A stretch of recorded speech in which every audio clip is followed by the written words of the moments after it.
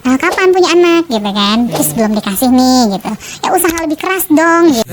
Usaha lebik keras ini ngapain sebenarnya, Dok? Tapi sebenarnya pasangan ini bukan tidak subur tapi subfertil, kurang subur. Itu ngopi ngerokok aman-aman aja, dia punya anak aja tuh gitu. Kepada pasangan yang belum mendapatkan buah hati, yang diperiksa terlebih dahulu perempuan atau laki-laki, Dok? Ketika tes pack itu sudah positif, Tuhan sudah nulis takdirnya, ini anak laki-laki atau ini anak perempuan. Ibu bapak mau rekreasi atau reproduksi?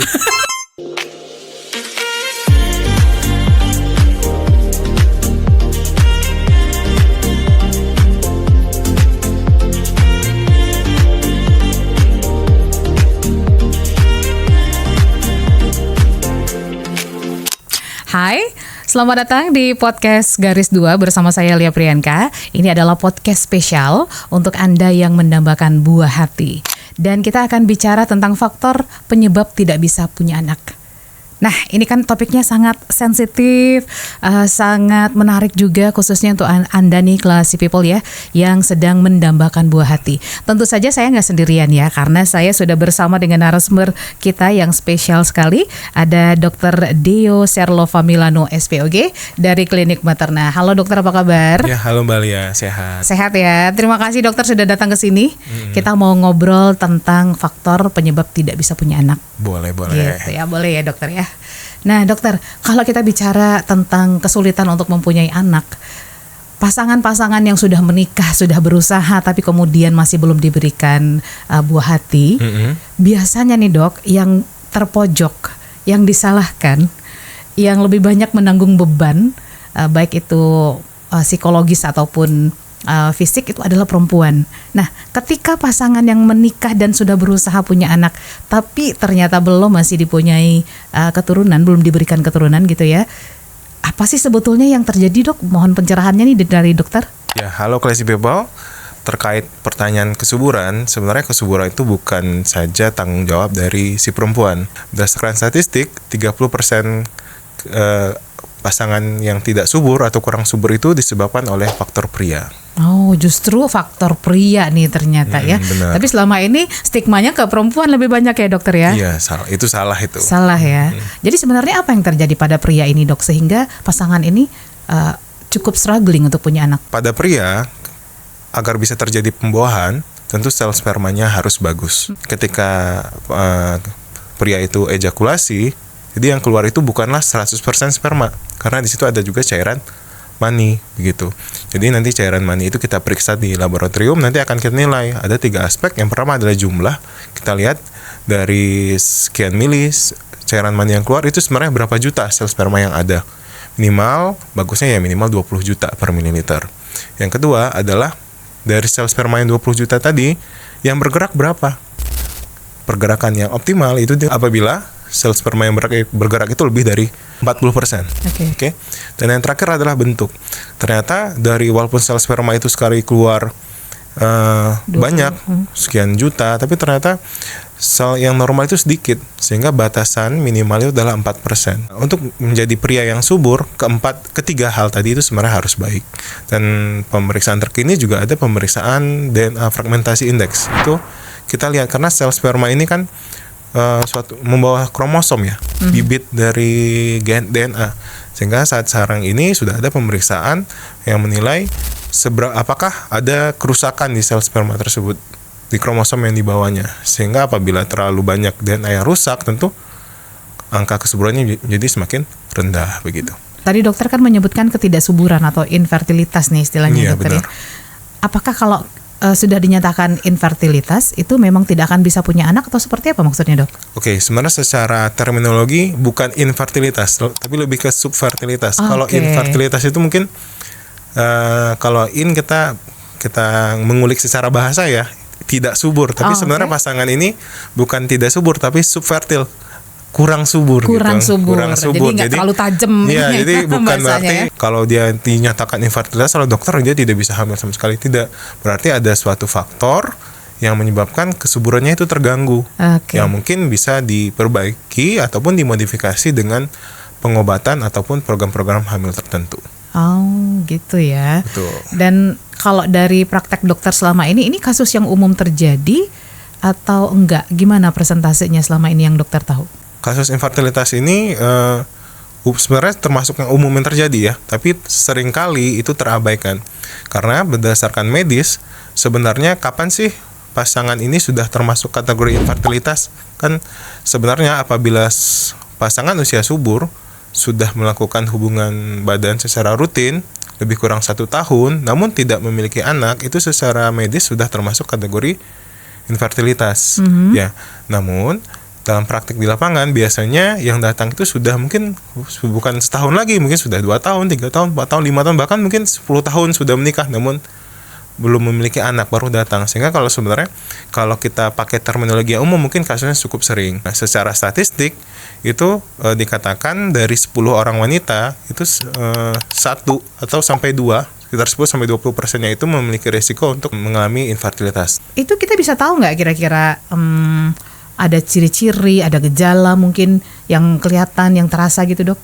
Kalau ciri-ciri, pertama dari definisi tadi, kalau memang kita sudah selama 1 tahun menikah, sudah melakukan hubungan rutin di masa subur dan tidak menggunakan kontrasepsi, dalam artian kita sudah pengen dan sudah berusaha nih agar bisa hamil namun belum hamil, itu kita sudah termasuk kategori infertilitas. Apa ciri-ciri lain? Biasanya kalau dari wanita yang lebih gampang adalah cirinya itu adalah menstruasinya mungkin ada masalah. Pada wanita yang subur, secara umum menstruasinya itu teratur. Apabila ada masalah dalam siklus menstruasi, bisa saja itu merupakan tanda awal adanya kemungkinan infertilitas atau gangguan kesuburan. Terutama pada kasus-kasus yang mungkin kita lihat sekarang di banyak sekali saya ketemu di lapangan, anak gadis ya, belum menikah, usia muda, menstruasinya bisa datang sekali 3 bulan, sekali 4 bulan, dan kemungkinan biasanya cenderung berat badannya berlebih. Itu termasuk salah satu gejala awal PCOS yang merupakan salah satu penyebab ketidaksuburan pada wanita. Nah, dok, tadi kan dokter bilang ketidaksuburan itu sebenarnya justru si pria nih. Intinya gitu ya. Di awal kan dokter statementnya seperti itu. Kalau untuk pria, gejalanya apa dok? Nah, ini dia masalahnya. Kenapa ketidaksuburan itu selalu dikaitkan dengan perempuan? Karena pada pria seperti yang saya bilang tadi, ketidaksuburan itu hanya bisa mungkin 80-90% itu dibuktikan oleh pemeriksaan laboratorium. Fisik? Secara fisik nggak kelihatan. Secara fisik mungkin dia oke, mungkin berat badannya ideal, tidak ada penyakit tertentu, tidak ada hipertensi, tidak ada DM misalnya, sehat aja pokoknya.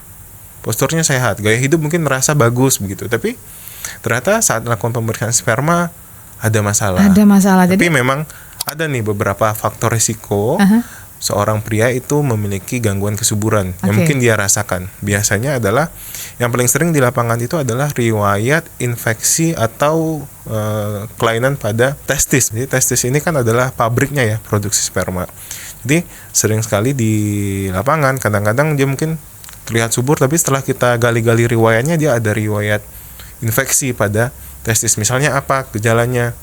Mungkin dulu dia testisnya pernah bengkak, kemerahan, nyeri, atau mungkin dia kadang waktu itu sering ada juga namanya torsio testis. Testisnya itu terpuntir begitu. Ini terjadi secara alami atau karena kebiasaan misalnya olahraga? Bisa saja. Misalnya dia dulu main futsal, terus tiba-tiba cedera gitu ya? Begitu. Terpuntir sakit, ya itu jika tidak segera ditangani itu menyebabkan biasanya testisnya itu atrofi atau mengecil sehingga pabriknya kurang 1 gitu. Kan testis ada 2 ya normalnya. Kalau pabriknya kurang 1 artinya jumlah sperma yang akan keluar sedikit. Iya betul. Karena ini sering terjadi mungkin di usia remaja ya, saat 20 tahun ke bawah, nanti baru ngehnya adalah ketika dia sudah menikah kan. Terus setelah kita gali-gali, oh iya dulu pernah pas main futsal, iya waktu SMP, nyeri, waktu ini, begitu. waktu itu, terus gitu. dioperasi misalnya begitu, atau dengan berbagai cerita lah, tapi akan mungkin waktu itu ya keluhannya nyeri saja awalnya, nyeri, bengkak begitu kan. Dikasih painkiller selesai Tapi gitu. ternyata efeknya nanti adalah di kesuburan. Baru sadar ketika sudah menikah, sudah mencoba berbagai macam cara, tapi belum mendapat keturunan. Kalau udah seperti itu bisa di reverse nggak dok? Jadi tergantung bagus kita lagi. lihat. Makanya tetap untuk laki-laki itu memang gold standarnya kita menyatakan subur atau tidak adalah pemeriksaan analisa sperma. Nanti kita lihat kira-kira kelainannya yang mana nih, ringan, sedang, berat. Terus kita lihat penyebabnya apa. Apakah mungkin gangguan hormon saja, melakukan nutrisi saja atau ada penyakit lain, tentu nanti treatment kita berdasarkan itu. Apakah kita bisa memberikan terapi untuk mengimprove kualitas spermanya, ataupun mungkin kita harus melakukan tindakan yang sedikit lebih invasif untuk program hamilnya. Mungkin misalnya pada kasus yang ada gangguan sperma yang masih ringan atau sedang begitu kan, mungkin kita bisa melakukan tindakan reproduksi berbantu seperti inseminasi ataupun bayi tabung. Oke. Nah, Dok, tadi kan dokter ngomong gaya hidup juga ya, mention tentang gaya hidup. Menurut dokter, apakah kasus ketidaksuburan, kasus susah punya anak itu signifikan dengan gaya hidup masyarakat kita sekarang? Tentu signifikan sekali. Kenapa? Pada dasarnya begini, saya percaya bahwa setiap kita ini, sel kita itu memiliki kerentanan tertentu terhadap suatu penyakit. Makanya mungkin ada yang ini kok makannya berantakan tapi badannya tetap langsing, ini makan sedikit langsung berat badannya, kan sering tuh kita temukan di awam masyarakat baru gitu. baca bismillah aja udah next ons gitu ya.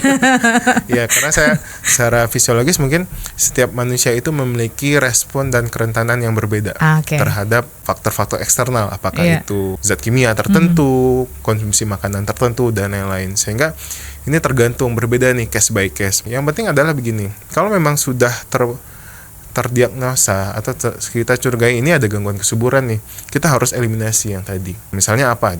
Yang sudah pasti ya tentu merokok.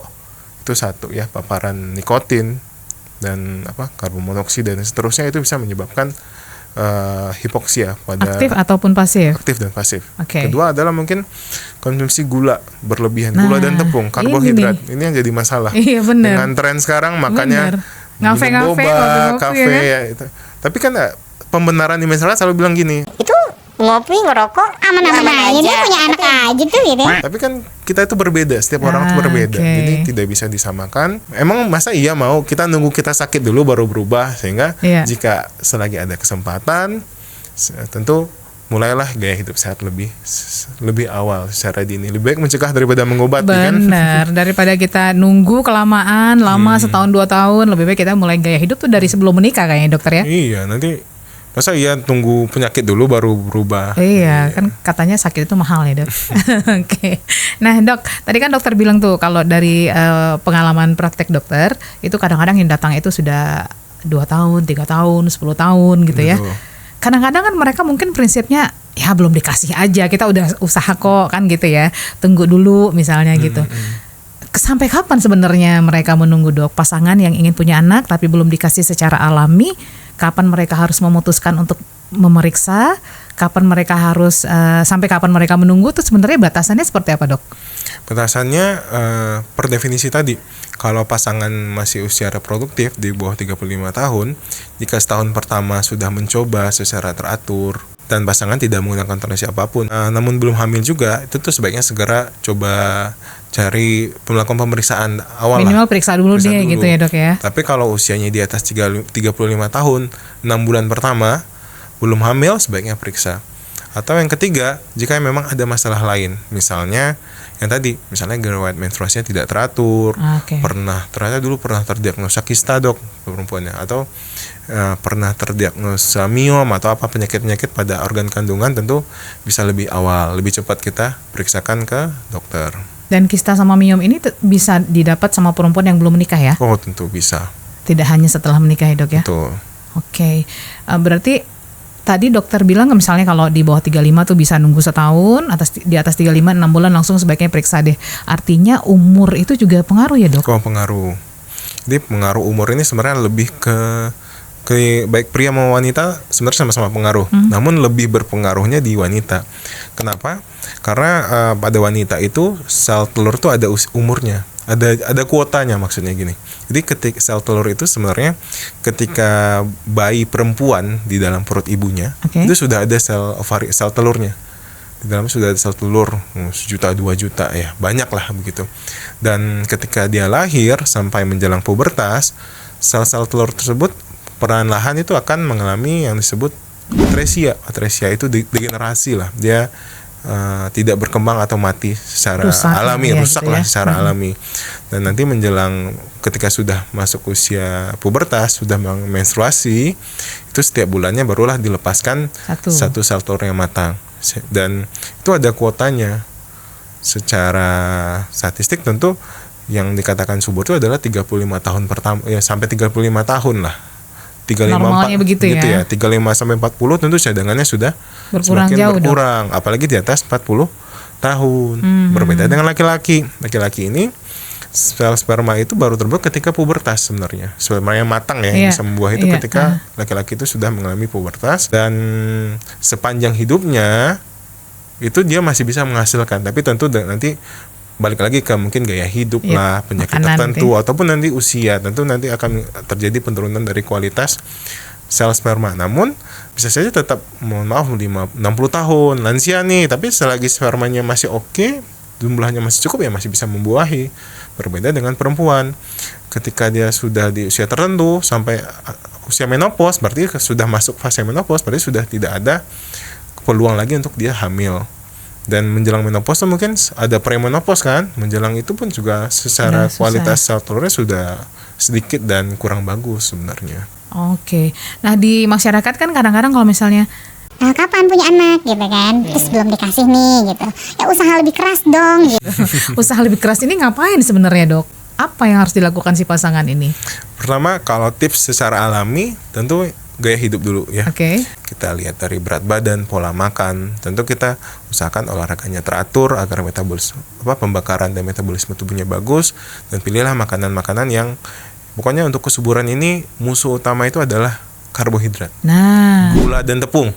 Karbohidratnya sebenarnya ada dua nih. Iya. Ada yang high glycemic index, ada Yep. yang low gitu. Yep. Jadi yang cepat serap seperti gula, ya pokoknya yang manis-manis lah, itu sebaiknya nasi gitu ya. ya nasi, ataupun kalau nasi mungkin kita bisa bantu dengan dikasih serat, jadi Oke. glycemic indexnya lebih rendah. Jadi musuh kita karbohidrat, dan termasuk tepung-tepung nih. Jadi roti-rotian Ya, gitu. roti gandum itu glycemic indexnya tinggi, cepat serap. Jadi sekali dia masuk itu gula darah kita langsung Lonjak tinggi, hormon insulin langsung ngejar, itu kurang bagus sebenarnya untuk kesuburan. Dan usahakan berat badan kita itu di Normal. BMI ideal. Oke, yang kedua, misalnya kita udah olahraga nih, sudah pola makan sudah diatur, boleh kita harus edukasi diri lagi nih. Kapan sih sebenarnya kita harus mengerti kapan sih bagaimana sih proses kehamilan itu terjadi? Dalam artian kita harus tahu yang namanya masa subur. Jadi antara laki-laki dan perempuan itu berbeda. Kalau laki-laki ketika dia ejakulasi itu spermanya ada. Setiap dia berhubungan, dia ejakulasi, itu selalu ada sel sperma. Berbeda dengan perempuan. Perempuan itu hanya melepaskan satu sel telur sekali dalam 1 bulan.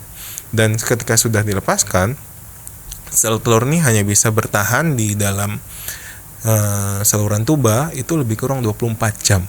Singkat sekali Singkat ya. sekali. Jadi kalau tidak terjadi hubungan di masa itu Iya, tidak selesai. bisa. Jadi, Nunggu 1 bulan lagi. Nunggu 1 bulan lagi. Makanya program hamil itu lama ya. Harus kita tunggu bulan depan. Baik itu inseminasi ataupun bayi tabung, itu adalah yang tadi itu adalah fisiologis tubuh. Nggak bisa kita ya udah kita Nggak bisa suburnya kita atur gitu ya. suburnya tiap minggu deh atau tiap hari, nggak Nah, katanya bisa. makan ini dong, makan toge, makan apa gitu. Nah, kayak gitu boleh. Mungkin beberapa makanan yang sangat baik ya dengan untuk kesuburan seperti toge boleh. Oke. Nah, ingetin kita lagi nih, Dok, cara menghitung masa subur. Oke, masa subur itu terjadi lebih kurang 2 minggu sebelum kita mens. Untuk perempuan, apalagi pejuang garis 2, secara alami catat dulu nih kapan menstruasinya, hari pertamanya kapan, selesainya kapan, hari pertama kapan, selesainya kapan. Jadi untuk tahu masa subur, kita kurangin aja 2 minggu. Dari tanggal itu, tanggal hari pertama haid berarti. Iya, betul. Misalnya kan tadi dokter bilang Misalnya siklusnya 28 misalnya. 28 berarti kurang 2 minggu 14. Iya. Berarti ya hari ke-14 dari haid Haid bulan itu. ini itu masa suburnya. Misalnya haidnya hari pertama tanggal 1, berarti hari ke-14 Mm-mm. itu adalah masa subur. Betul. Dan Kalau sebaiknya memang siklusnya melakukan 28, dan melakukan hubungannya itu bukan di tanggal hari itu saja, bisa plus minus 2 hari deh. Oke. Misalnya nih siklusnya 28 hari Iya. nih. Kita hubungan ya di hari ke-12, 14, 16 begitu. Wah, itu masa-masa emasnya ya. Sama-sama begitu. Karena sel telur tadi kan dia hidupnya cuma 24 jam, tapi alhamdulillah Tuhan menciptakan sel sperma, sel laki-laki itu lebih kuat. Oke. Kita yang laki-laki ini sperma itu bisa bertahan sampai 7, kalau spermanya bagus, bisa sampai 3 hari. Di dalam badan perempuan. Dalam badan perempuan. Jadi ketika sudah terjadi ejakulasi, sekian detik udah nyampe tuh kita ke dalam saluran telur. Iya. Jadi percuma nih ya yang suka ngangkat bokong. Ya kan itu kan hoax di masyarakat tuh. Katanya kan habis gitu ya, berhubungan angkat bokong. Iya biar benar. sperma yang masuk Kakinya ke semua. atas gitu. Yang sering keluar itu sebenarnya kan cairan mani. Dia bilang. Oke. Kalau yang sel spermanya yang bagus, Langsung itu ke salurannya masuk, ya? langsung masuk dan dia nanti ntar nunggu di saluran telur. Jadi kan kita ejakulasi itu di vagina ya, masuk ke mulut rahim, saluran telur tuh panjang dan ntar ada kayak sayap dua gitu sayap ya. dua di ujung tuh ada fimbre ini kayak jaring deh. Jadi di situ dia nempel, dia nunggu di situ, nunggu nih ada sel telur. Nah, ini kalau ada dalam 48 atau 72 jam maksimal ada sel telur yang pecah, dia bisa Lepas ketemu. gitu ya? Lepas dia bisa ketemu. Langsung ketemu dan terjadi baru bisa pembuahan. terjadi proses pembuahan. Saluran telur itu kayak Iya, sayap tuh, iya. dari ujung ke ujungnya 3 hari, terus 3 hari lagi jalan-jalan di dalam rahim. Biasanya di hari ke-6, hari ke-7 atau hari ke-8 dia melakukan implantasi atau menempel di dinding rahim. Oh begitu ya ternyata prosesnya ya. Prosesnya begitu. Jadi lama jalan-jalan di 6 hari. Jadi bukan berarti Dia hubungan showing malam dulu. ini langsung hamil, kagak. Oh enggak gitu ya. Bukan. Jadi hubungan malam ini terjadi fertilisasi. Kapan terjadi implantasi atau dia nempel, itu yang terjadinya itu lebih kurang seminggu ke depan. Dalam masa emas yang tadi kita bilang, golden time-nya itu ketika di masa subur, apakah melakukan hubungannya setiap hari atau seperti apa, Dok? Kita untuk hubungan badan kita bagi 2 nih. Kalau saya bilang ke pasien seringnya begini, ibu bapak mau rekreasi atau reproduksi? Kalau rekreasi mungkin pasangan baru menikah 5 kali Ajar sehari gitu gitu kan.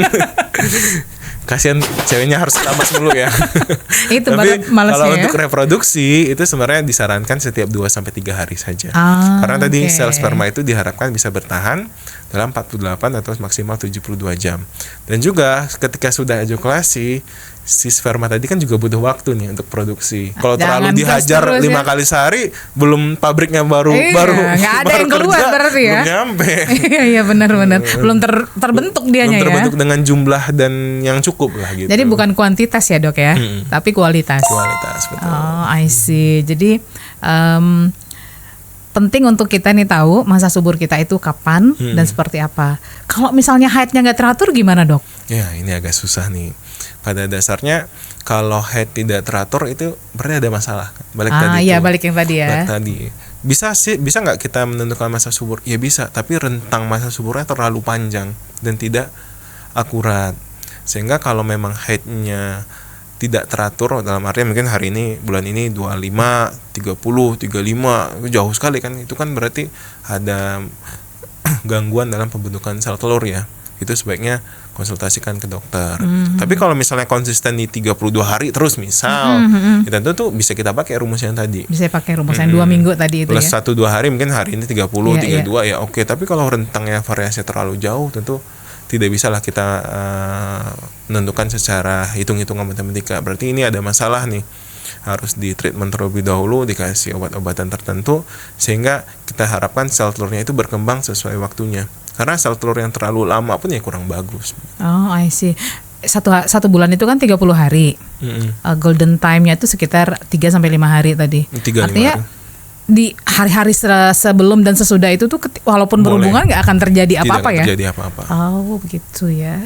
Gitu teorinya ternyata. Nah balik lagi kepada pasangan yang bermasalah, yang sedang menunggu dan belum mendapatkan buah hati, yang diperiksa terlebih dahulu perempuan atau laki-laki, Dok? Keduanya Keduanya pasti. langsung. Laki-laki tuh kalau yang saya baca, setahu saya jarang yang gampang untuk ngajak karena takut cap psikologisnya nanti akan lebih berat. Gimana, Ya. Dok? Itu triknya? Ya kalau di lapangan memang ya sebegitu adanya ya, laki-laki kadang merasa ya mungkin dia sehat, fit dan semuanya nggak ada masalah. Jangan dia tidak merasa dia merasa dia sehat, tidak ada masalah. Namun balik lagi ke statistik yang tadi, saya selalu menjelaskan ke pasien ini percuma loh.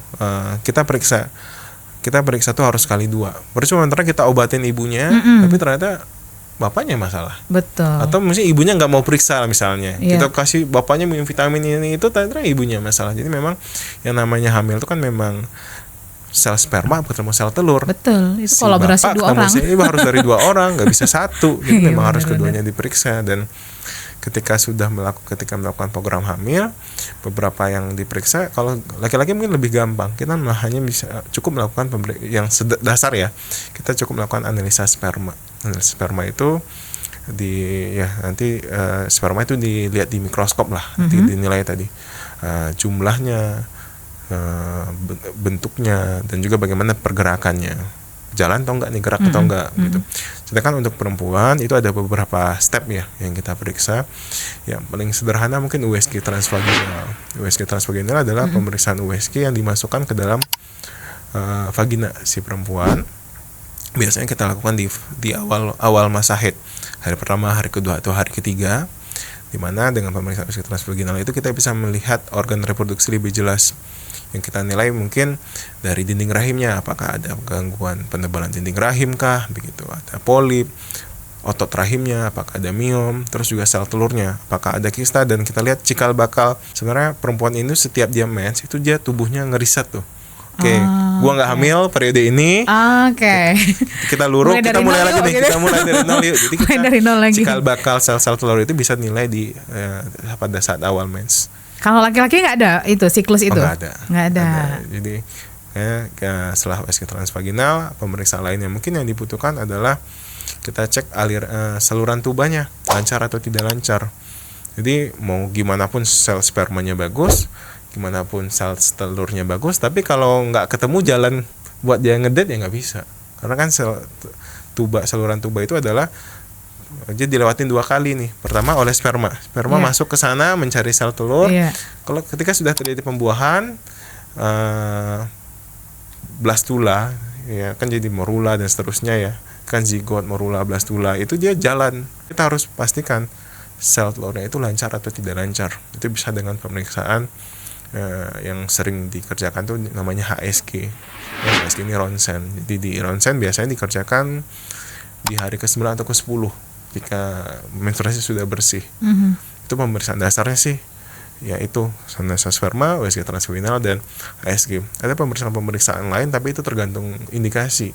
Bisa pemeriksaan laboratorium, misalnya pemeriksaan profil hormon, atau pemeriksaan AMH untuk cadangan sel telur, ataupun pada kondisi tertentu mungkin butuh tindakan histeroskopi. Histeroskopi itu teropong, kita masukin alat, kita teropong dari bawah, dari vagina, ataupun mungkin laparoskopi misalnya, kita teropong juga dalam perut kalau memang ada indikasi-indikasi tertentu yang kita temukan. Setelah semua pemeriksaan itu kemudian dikasih treatment, dari pengalaman yang ada dokter atau dari literatur, dari data, berapa lama kemudian pasangan ini bisa dinyatakan hamil nih istrinya gitu? Rata-rata ini agak biasa. Susah nih, karena setiap case itu berbeda. Setiap pasangan itu memiliki faktor penyulit masing-masing. Tapi secara statistik, jadi tergantung program hamilnya. Program hamil ini ada yang alami lah kita sebut. Program hamil alami dalam artian mungkin sel spermanya cukup bagus, sel telur dan rahimnya juga cukup oke, sehingga kita bisa berikan obat-obatan penyubur biasa saja, namun kita atur nih kapan dia harus berhubungan. Kalau cycle tracking itu tingkat keberhasilannya sebenarnya dari setiap siklus itu hanya sekitar 7-10%. Misalnya dari 10 pasien yang program hamil dengan cycle tracking, ya hamil ya mungkin 1 gitu. Kalau 100 mungkin 7, kan 7-10%. Biasanya kita akan coba sampai 3-6 siklus. Ya, 3 bulan fase menstruasi ini dengan apakah ada penyesuaian dosis lah, penggantian obat. Kita lihat nih, kita biasanya dievaluasi, bulan ini ininya kurang, ini dong tambah ini nih, kan kita evaluasi nih. Kalau 3-6 siklus tidak berhasil, kita biasa kita anjurkan ke pasien untuk naik ke step selanjutnya, inseminasi. Inseminasi ini bedanya sama program hamil alami adalah cara pembuahannya. Sel telurnya tetap di dalam perempuan, tapi sel spermanya yang diambil. Jadi ketika ini subur, kita kasih suntik pemecah sel telur, jadi kita siapkan spermanya. Jadi spermanya disiapkan di laboratorium, dicuci bahasa awamnya, sperm washing, dicuci. Jadi sperma yang sekian juta tadi itu dipilih yang unggul-unggulnya saja. Udah kita siapin nih sedemikian rupa, kita permudah nih jalan spermanya, tapi ternyata angka keberhasilannya hanya 12-15%. Jadi dari 7 mungkin 1 yang berhasil, dari 8 1 ya. Dan terakhir, jika 2 atau 3 kali percobaan tidak berhasil, biasanya kita coba teknologi bayi tabung IVF. Dengan teknologi IVF saat ini, alhamdulillah itu angka keberhasilan itu sudah bisa mencapai 50%. Oh, tinggi juga ya, Dok ya? Iya, cukup tinggi. Jadi, tapi bukan berarti setiap yang pengen program hamil pasti itu berhasil. Harus melewati semua step itu. Tergantung lagi kondisi medisnya. Ada beberapa yang mungkin kita sarankan dari yang sederhana terlebih dahulu, ambil-ambil, atau mungkin pada kasus yang lebih berat mungkin bisa saja dokternya langsung menerangkan ini harus IVF. Gitu. Oke. Sebelum closing saya mau ke sesi mitos dan fakta, dokter. Siap. Oke, saya mau kasih satu pertanyaan untuk mitos dan fakta. Nih, pertanyaannya adalah jenis kelamin anak itu bisa diatur dengan mengkonsumsi jenis makanan tertentu. Itu mitos atau fakta? Jenis kelamin anak itu tidak bisa ditentukan oleh faktor makanan. Jadi itu mitos. Jenis kelamin itu ditentukan oleh kromosom yang diatur oleh sebenarnya siapa? Bapaknya, betul. Jadi kromosom ini yang menentukan laki-laki atau perempuan itu si bapaknya, bukan si ibunya. Iya. Karena kalau perempuan hanya membawa kromosom 1 X, sedangkan laki-laki membawa 2 jenis kromosom, ada X dan Y gitu. Sehingga tidak ada pengaruhnya dengan makanan. Sekali sudah terjadi pembuahan, bukan berarti saya hamil harus makan ini. Iya, katanya makan daging ya biar anaknya laki-laki misalnya. Banyak makan sayur nih biar perempuan gitu, enggak ya? Ketika tes pack itu sudah positif, Tuhan sudah nulis takdirnya, ini anak laki-laki atau ini anak perempuan. Kalau sebelumnya, Dok, belum hamil nih? Oh, tidak juga. Enggak juga. Saat ini kalau untuk pengaruh makanan tidak ada. Kalau kita ingin program, bisa-bisa saja, terutama dengan bayi tabung. Karena dengan bayi tabung kan kita bisa memilih tadi sel sperma kan bisa kita pilih nih. Benar. Sel spermanya yang mana, terus mana gitu ya? Sebelum melakukan penempelan itu kita bisa cek genetik dulu. Nah, pemeriksaannya PGTA. Jadi kita sebelum bayi yang sudah kan namanya bayi tabung ya, dibesarkan di tabung lah di laboratorium, itu kita cek genetiknya, ini bayinya laki-laki atau perempuan. Itu bisa, kalau ini secara genetik laki-laki ya itu kita tempel, kalau mau laki-laki, kalau mau yang perempuan kita tempel pada perempuan gitu. Oke, jadi mitos ya teman-teman ya, itu jenis kelamin anak itu nggak bisa ditentukan dengan banyak makan daging atau makan sayur, nggak bisa. Terakhir, Dokter Dio, pesan untuk pasangan yang sedang mendambakan buah hati saat ini, silahkan. Oke, buat classy people, pejuang garis 2, kesuburan itu bisa kita usahakan.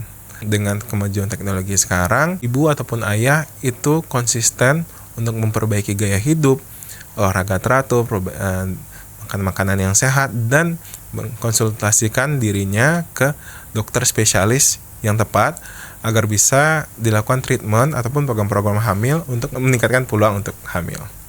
Oke, baik, terima kasih dokter untuk obrolannya, untuk pesan-pesannya juga. Saya yakin ini bermanfaat untuk yang dengerin podcast kita, Podcast Garis 2. Oke. Dan demikian obrolan saya bersama dengan Dr. Dio Serlova Milano SPOG dari Klinik Materna. Sampai jumpa.